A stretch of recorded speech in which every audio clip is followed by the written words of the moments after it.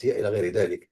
وهذا الامر بطبيعه الحال جا سيدنا الله ينصره من بعد سنة، وبدأ في تجسيده وفي إجراءاته على أرض الواقع بتدشينه لأكاديمية محمد السادس لكرة القدم. وبقينا غاديين حتى 2019 باش برؤية ملكية وتدشين وإشراف مباشر تاع سيدنا الله ينصره على هذا المركب اللي كنتواجدوا فيه تاع محمد السادس لكرة القدم، واللي تعطي لهم فضاء حقيقي بطبيعة الحال لتطوير القدرات بمنهجية احترافية لا تقل في أي شيء عن ما يتم التعامل به في مختلف الدول المتقدمة في هذا المجال.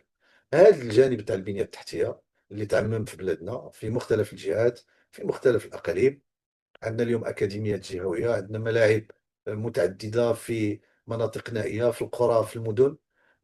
هذه البنية التحتية كان لابد أننا نضيف لها التأطير، وهذا التأطير فيه تكوين المدربين، وهو اللي مكننا اليوم الحمد لله أنه تكون عندنا نخبة من المدربين الشباب اللي شفتيه البارح. السي سكيتيوي تيفوز بكأس العرب، السي وليد الركراكي تيشرف على المنتخب الأول، عموتة حتى المنتخب الأردن تيشرف عليه السي جمال السلامي، هو من خريجي ولا واحد من هذه النخبه الجديده تاع المدربين الشباب اللي خضعوا لتكوين احترافي دقيق.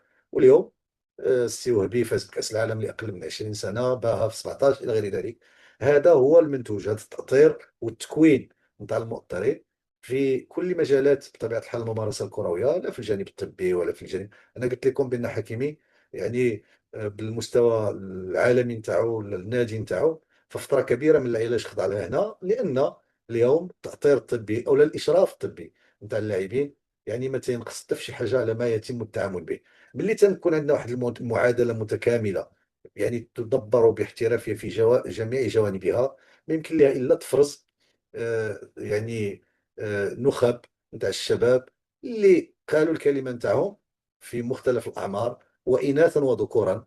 وراه كره القدم داخل القاعه اناث ذكور مختلف، أقل من 20 سنة 17 سنة المنتخب الأولمبي المنتخب الأول، الإناث أقل من 17 20، ومنتخب الكبار تاع الإناث.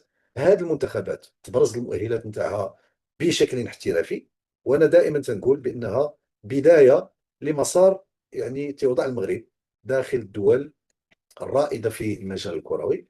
والكرة بطبيعة الحال ما يمكنش تكون في منأى عن المجال التنموي الذي يقوده جلالة الملك نصر الله. وسيدنا في خطابه الأخير فوضح تواجد المغرب داخل الدول الصاعدة تنمية ونموا. كرة القدم غادي تمشي في هذا المجال. دونك هذا هو التوطئة أو التقديم، ومرحبا بكم في الأسئلة وفي المداخلات. شكرًا، شكرًا جزيلًا السيد الرئيس، وبالطبع الحمد لله على السلامة ديال البطل ديالنا السي أشرف